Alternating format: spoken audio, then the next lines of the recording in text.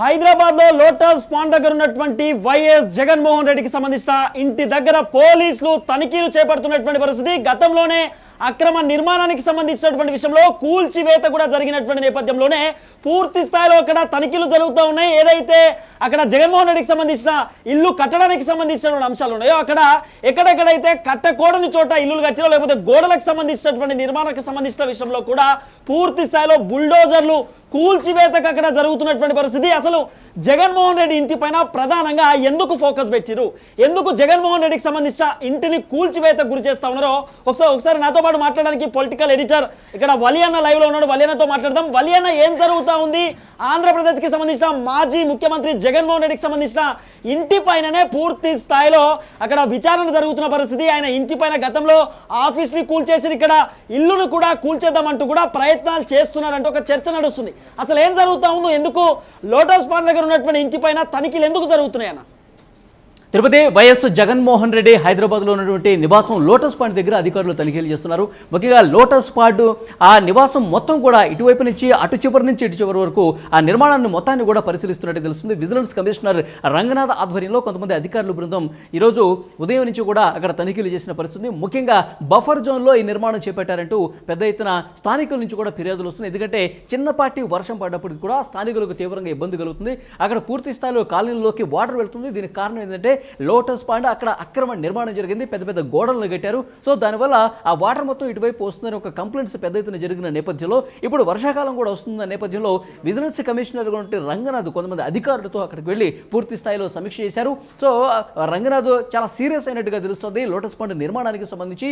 So ఎప్పుడైతే ఈ కట్టడం నిర్మాణం జరిగిందో అప్పుడు తీసుకున్నటువంటి అనుమతులను కూడా పరిశీలిస్తున్నారు. సో అనుమతుల్ని పూర్తిగా బేఖాతరు చేసి పూర్తిగా నిబంధనల్ని ఉల్లంఘించి ఈ కట్టడం నిర్మించినట్టుగా తెలుస్తుంది. ఇక లోటస్ పాండ్తో పాటు అక్కడ ఏదైతే బఫర్ జోన్లో ఎఫ్టీఎల్ పరిధికి మించి నిబంధనలకు పూర్తిగా తొంగలు తొక్కుతూ అక్రమ నిర్మాణాలు ఏవైతే జరిగాయో వాటన్నిటి మీద కూడా పూర్తి స్థాయిలో నిఘా పెట్టిన పరిస్థితి కనిపిస్తుంది. వైఎస్ జగన్మోహన్ రెడ్డి నివాసం హైదరాబాద్లో లోటస్ పాండ్ దగ్గర కూడా పూర్తి స్థాయిలో బాధ్యతలు చేపట్టిన వెంటనే విజిలెన్స్ కమిషనర్గా రంగనాథ్ గారు బాధ్యతలు స్వీకరించిన మరుసటి రోజే లోటస్ పాండ్కి వెళ్ళడం, అక్కడ తనిఖీలు చేయడం పూర్తిగా చర్చనీయాంశంగా మారింది.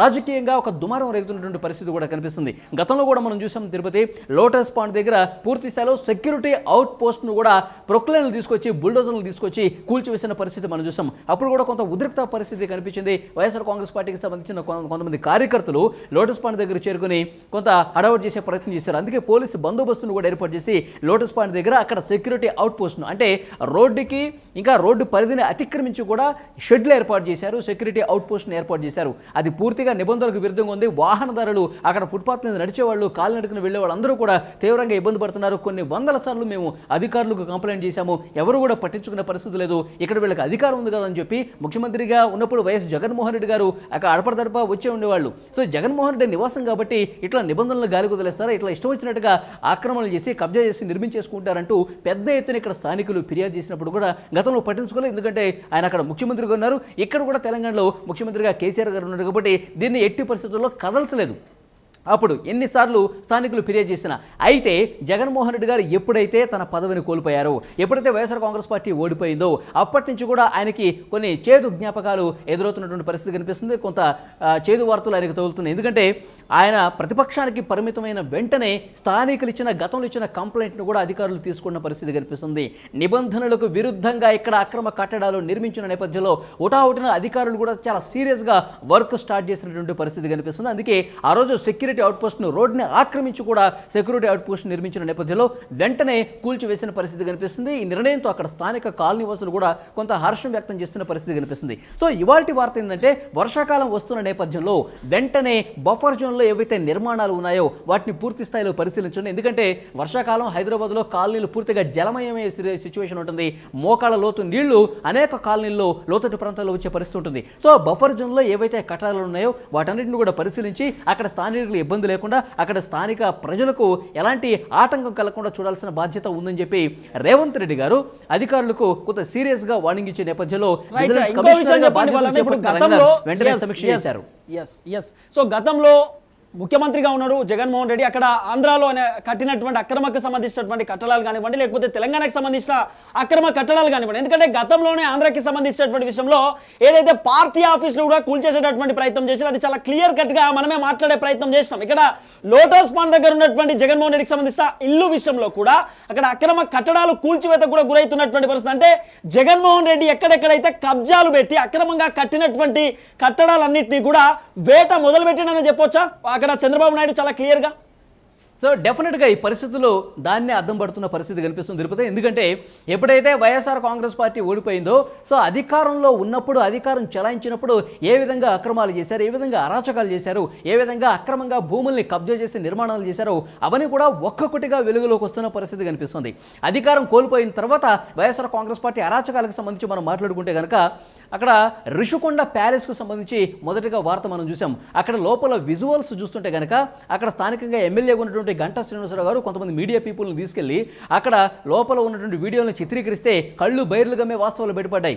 అప్పటి వరకు కూడా ఋషికొండను తొలిచేసి బోడిగుండును చేసేసి కబ్జా చేసి పూర్తిగా అక్కడ నిర్మాణాలు చేపట్టారు. ఇంత విలాసవంతమైన రాజభోగాలు నిర్మించుకున్నటువంటి నిర్మాణాలు అక్కడ కనిపించాయి. 500 కోట్ల రూపాయలని ప్రజాధనాన్ని దుర్వినియోగం చేసి ప్రజాధనాన్ని లూటి చేసి ఏ విధంగా రాజభోగాలు అనుభవించే విధంగా అక్కడ వాష్రూములు కట్టారు, అక్కడ బాత్ టబ్బులు ఏర్పాటు చేసుకున్నారు. సో సున్నపురాయి విదేశాల నుంచి తీసుకొచ్చి ఏ విధంగా గ్రానైట్ని తీసుకొచ్చి కోట్ల రూపాయల ప్రజాధనాన్ని దుర్వినియోగం చేశారు. ప్రజలు ఆ విజువల్స్ చూస్తుంటే కనుక అందరూ ముక్కున వేలేసుకున్న పరిస్థితి కనిపిస్తుంది. ఆ తర్వాత వాళ్ళ సొంత పార్టీ కార్యక్రమాల కోసం సొంత పార్టీ ప్యాలెస్ను కూడా ఏర్పాటు చేశారు. Party palace YSR Congress party కేంద్ర కార్యాలయం తాడేపల్లిలోనే 2 ఎకరాల ఇరిగేషన్ భూమిలో కబ్జా చేసి నిర్మాణం చేస్తుంటే అధికారులు నోటీసులు ఇస్తే వాళ్ళు ఎక్కడా కూడా బేఖాతరు చేసిన పరిస్థితి లేదు. సో కూల్ చేస్తామని చెప్తే అప్పుడు హైకోర్టుకి వెళ్ళారు. సో హైకోర్టు కూడా సమాధానం వచ్చింది, అక్కడ పూర్తి స్థాయిలో మీరు కూల్చే ప్రక్రియ కొన్ని రోజులు ఆగండి, అక్కడ వాస్తవాలన్నీ కూడా పూర్తి స్థాయిలో కోర్టుకు తెలియజేయండి అని చెప్తే సో అధికారులు మాకు ఆ రకమైనటువంటి ఆదేశాలు కోర్టు నుంచి ఎలాంటి నోటీసులు రాలేదని చెప్పి కూల్ చేసిన పరిస్థితి మనం చూసాం. ఈ 26 జిల్లాల్లో ఆంధ్రప్రదేశ్ వ్యాప్తంగా కూడా అనేక చోట్ల ఈ విధంగానే అక్రమంగా ఎలాంటి అనుమతులు లేకుండా పర్మిషన్ లేకుండా ప్యాలెస్లు నిర్మించుకున్నారు. జిల్లాలలోనే కాదు అన్ని రాష్ట్రాలలో కూడా జిల్లాలలోనే కాదు వాళ్ళ రాష్ట్రాలలో. ఎందుకంటే ఇప్పుడు ఆయన బెంగళూరుకి కూడా పోయినటువంటి పరిస్థితి. అంటే తెలంగాణలోనే హైదరాబాద్లోనే లోటస్ పాండ్ దగ్గర అక్రమ కట్టడాలకు ఆయన పాల్పడ్డాడు. అంటే బెంగళూరులో ఎన్ని చేయవచ్చు? అవును, బెంగళూరులో యలహంక ప్యాలెస్, అది ఆ ప్యాలెస్కి సంబంధించి అంటే ఈ తాడేపల్లి ప్యాలెస్ కావచ్చు, యలహంక ప్యాలెస్ కావచ్చు, ఇక్కడ లోటస్ పాండ్ హైదరాబాద్లో ఉన్న ప్యాలెస్ కావచ్చు, అవన్నీ తన సొంత డబ్బులతో కట్టుకున్నటువంటి ప్యాలెస్లు కావచ్చు. కానీ దానికి కూడా ఆ భూములకు సంబంధించి అనుమతులు ఎట్లా తీసుకున్నారు, అక్కడ నిర్మాణాలు సవ్యంగా జరిగినా లేదా, సంబంధించినటువంటి డిపార్ట్మెంట్స్ నుంచి పర్మిషన్స్ సక్రమంగా తీసుకున్నారా లేదా, ఒకవేళ బఫర్ జోన్లో నిర్మించే పరిస్థితి ఉంటే కనుక ఆ నిబంధనల్ని పూర్తి స్థాయిలో పాటించి నిర్మాణం జరిగిందా లేదా, వీటన్నిటిని కూడా పరిశీలిస్తున్న సిచ్యువేషన్ కనిపిస్తుంది. ఇక్కడ ఆంధ్రప్రదేశ్లో ఆయన పార్టీకి సంబంధించిన ఆఫీసులు కావచ్చు, ప్రభుత్వంలో ఆయన ఉన్నప్పుడు ముఖ్యమంత్రిగా ఉన్నప్పుడు ఏ విధమైనటువంటి అక్రమంగా కబ్జాలు చేసి ప్రభుత్వ భూమిని కూడా చాలా నామమాత్రపు ఫీజు చెల్లించి 90 ఏళ్లకు 99 ఏళ్లకు లీజుకు తీసుకుని ఏ విధంగా పూర్తిగా నిబంధనలు తొంగలో దొక్కి నిర్మాణాలు చేశారో ఇక్కడ ఆంధ్రప్రదేశ్లోనే కాదు, ఇక్కడ హైదరాబాద్లో ఉన్న లోటస్ పాండే కాదు, బెంగళూరులో ఉన్నటువంటి యలహంక ప్యాలెస్ కావచ్చు. సో ఈ ప్యాలెస్ల నిర్మాణాలను కూడా పూర్తిగా అక్రమం. ఈ ప్యాలెస్ల లోపలన్నీ కూడా ప్రజాధనంతో దోచేసుకున్న డబ్బుతో కట్టినవని చెప్పి పెద్ద ఎత్తున కంప్లైంట్స్ కూడా వస్తున్నాయి. సో ఈ నేపథ్యంలోనే బఫర్ జోరుకు పరిధికి మించి ఇక్కడ నిర్మాణాలు చేపట్టకూడని ప్లేసుల్లో నిర్మాణాలు చేశారు కాబట్టి అధికారులు కూడా చాలా సీరియస్గా వర్కౌట్ చేస్తున్నట్టుగా తెలుస్తుంది. అందుకే కొలుస్తున్నారు వచ్చి ఎటువైపు నుంచి ఎటువైపు వరకు బఫర్ జోన్ ఉంది, వర్షం పడితే ఇక్కడ నీళ్లు నిలిచే పరిస్థితి ఉందా, ఈ పెద్ద పెద్ద గోడలు ఇక్కడ నిర్మించడం వల్ల ఈ నీళ్ళన్నీ ఎటువైపు వెళ్లే అవకాశం కనిపిస్తుంది, ఈ నీళ్లు స్థానికుల అక్కడ కాలనీస్లోకి వెళితే స్థానిక ప్రజలు ఎంతవరకు ఇబ్బంది పడతారు, ఇక్కడ గోడ కట్టారంటే అప్పుడు ఆ సమయంలో ఉన్నటువంటి అధికారులు ఏం చేస్తున్నారు, అక్కడ నిబంధనలు పాటిస్తూ ఏమైనా పర్మిషన్స్ తీసుకున్నారా లేదా, వీటన్నిటిని కూడా ప్రస్తుతం విజిలెన్స్ కమిషనర్గా ఉన్నటువంటి రంగనాథ్ గారు బాధ్యతలు చేపట్టిన వెంటనే మరుసటి రోజే లోటస్ పాండ్కు వచ్చి ఇక్కడ తనిఖీలు చేసిన పరిస్థితి కనిపిస్తుంది. గతంలో కూడా ఆ సెక్యూరిటీ అవుట్పోస్ట్ను ఎప్పుడైతే కూల్ చేశారో ఆ వెంటనే జోనల్ కమిషనర్ మీద చర్యలు తీసుకున్న పరిస్థితి కనిపిస్తుంది. ఇప్పుడు రంగనాథ్ మరింత సీరియస్గా వ్యవహరించి ఇక్కడ పూర్తి స్థాయిలో నిర్మాణాలను పరిశీలిస్తున్నారు.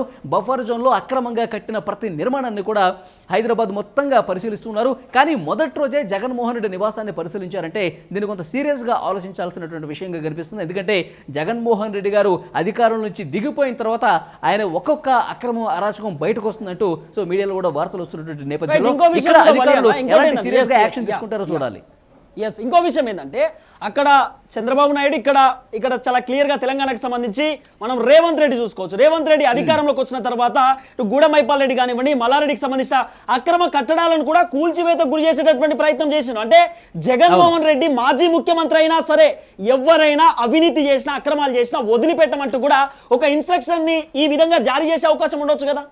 అవును, అయితే ప్రత్యర్థి పార్టీలకు సంబంధించిన వర్గాలు చాలా స్పష్టంగా చెప్తున్నాయి, కక్ష సాధింపు చేస్తున్నారని చెప్పి పదే పదే ఈ మాటను ప్రయోగిస్తున్న విషయం కనిపిస్తుంది. కానీ ఇక్కడ కక్ష సాధింపు లేదు, నిబంధనలు పాటించారా లేదా, చట్టాన్ని ఉల్లంఘించారా లేదా, సో పర్మిషన్స్ తీసుకున్నారా లేదా, ఇవే చూస్తున్నారు. ఇవి పర్ఫెక్ట్గా తీసుకుంటే వాళ్ళని కదిలించే పరిస్థితి లేదు కదా. న్యాయపరంగా వాళ్ళు మేము అక్రమంగా నిర్మించకపోయినా మా నిర్మాణాలు కూల్చేస్తున్నారంటూ కోర్టుకు కూడా వెళ్ళొచ్చు. కానీ ఇక్కడ పూర్తి స్థాయిలో చట్టాలను ఉల్లంఘించారు, పూర్తి స్థాయిలో అక్రమంగా భూములు కొన్ని చోట్ల కబ్జా చేశారు, కొన్ని చోట్ల పర్మిషన్ తీసుకోకుండా నిర్మాణాలు చేశారు, కొన్ని చోట్ల స్థానిక ప్రజలకు ఆటంకం కలిగే విధంగా నిర్మాణాలు చేశారని చెప్పి పూర్తి స్థాయిలో స్థానికుల నుంచి ఫిర్యాదు ఉంది. సో అవన్నీ నిజంగా కరెక్టా కాదా అని చెప్పి చెక్ చేసుకుంటున్నారు. 1-2 సార్లు చెక్ చేసుకుని నోటీసులు కూడా పంపించిన పరిస్థితుంది. ఒకసారి మనం లోటస్ పాండ్ గురించే మాట్లాడితే గతంలో కూడా చాలాసార్లు స్థానికులు కంప్లైంట్ చేసినప్పటికీ కూడా దాన్ని కదల్చలేదు. ఎప్పుడైతే స్థానికుల కంప్లైంట్లు ఎక్కువ అవుతున్నాయో సో అక్కడ అధికారులు 1-2 సార్లు పరిశీలించారు.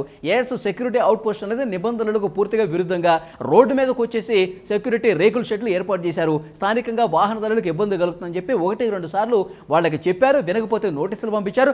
నోటీసులు పంపించినా సరే వాళ్ళు పెడచెవిన పెట్టిన నేపథ్యంలో అధికారులు హుటాహుటిన 2 క్రేన్లు తీసుకొచ్చి అక్కడ షెడ్యూల్ కూల్చేసిన పరిస్థితి కనిపిస్తుంది. సో పూర్తి స్థాయిలో చట్టానికి ఎవరైతే తమ చేతుల్లోకి తీసుకుని పూర్తిగా నిబంధనలు అతిక్రమించి నిర్మాణాలు చేశారో సో వాళ్ళ మీద కఠినంగా వ్యవహరిస్తామని రేవంత్ రెడ్డి ప్రభుత్వం చాలా స్పష్టంగా చెప్పకనే చెప్తుంది. అది జగన్మోహన్ రెడ్డి కావచ్చు, ఇక్కడ తెలంగాణ నుండి మాజీ మంత్రులు కావచ్చు, సో బీఆర్ఎస్ పార్టీ వాళ్ళు కావచ్చు, ఎవరైనా సరే మాకు పార్టీలతో సంబంధం లేదు, ప్రజలకు ఆటంకం కలుగుతుందా లేదా, ఎవరైనా చట్టాన్ని ఉల్లంఘించారా లేదా, చట్టాన్ని తమ చేతుల్లోకి తీసుకుని కబ్జాలు చేశారా లేదా, ఈ పరంగానే చట్టం తన పని తాను చేసుకుపోతుంది అంటారు కదా. సో అది పక్కాగా 100% రేవంత్ రెడ్డి గారి ప్రభుత్వంలో అమలవుతుంది. సో ప్రజలకు ఇబ్బంది కలగకుండా ఎవరైనా సరే తమ పరిధిలో న్యాయపరంగా చట్టపరంగా నిర్మాణాలు చేసుకుంటే ఎవరికి ఇబ్బంది లేదు. కానీ వాటిని పూర్తిగా ఉల్లంఘించి పర్మిషన్లు తీసుకోకుండా మాదే రాజ్యం, మాకు అధికారం ఉంది కదా అని చెప్పి వాళ్ళ అధికారంలో ఉన్నప్పుడు చలామణి చేస్తే అవన్నీ ఇప్పుడు ఒక్కొక్కటి వెలుగులో వస్తున్నాయి. తాట తీస్తామని చెప్పి రేవంత్ రెడ్డి గారు చెప్పకనే చెప్తున్నారు. ఈ విషయాలు దానికే రుజువు చేస్తున్న పరిస్థితి కనిపిస్తోంది.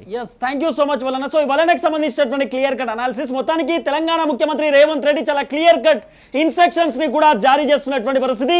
మాజీ ముఖ్యమంత్రి అయినా సరే ఎవరైనా సరే ఏ ప్రభుత్వ అధికారైనా లేకపోతే ప్రజలను ఇబ్బంది పెట్టేటటువంటి కార్యక్రమాలు చేసినా లేకపోతే అక్రమ కట్టడాలు నిర్మాణించినా లేకపోతే చెరువులు కబ్జాలు పెట్టినా భూములు కబ్జాలు పెట్టినా ఎవరైనా ప్రజలను ఇబ్బంది పెట్టేటటువంటి ఆలోచన వచ్చినా సరే ఖచ్చితంగా వాళ్ళపైన చర్యలు తీసుకుంటామంటూ కూడా Revanth Reddy clear cut instructions జారీ చేసినటువంటి పరిస్థితి. అయితే ఇటు జగన్మోహన్ రెడ్డికి సంబంధించినటువంటి అక్రమ కట్టడాలను కూడా పూర్తి స్థాయిలో కూల్చివేత చేస్తున్నటువంటి పరిస్థితి. గతంలో మల్లారెడ్డికి సంబంధించిన అల్లుడు మరి రాజశేఖర రెడ్డికి సంబంధించిన MLR-కి సంబంధించిన కాలేజీని కూడా పూర్తి స్థాయిలో ధ్వంసం చేసిన నేలమట్టం చేసినటువంటి దాఖలాలు కూడా మనం చూస్తాం. ఎవరైనా సరే తప్పు చేస్తే వదిలిపెట్టమంటూ కూడా అటు చంద్రబాబు నాయుడు ఆంధ్రకి సంబంధించిన ముఖ్యమంత్రి, తెలంగాణకు సంబంధించి రేవంత్ రెడ్డి కూడా క్లియర్ కట్ ఇన్స్ట్రక్షన్స్ జారీ చేస్తున్నటువంటి పరిస్థితి.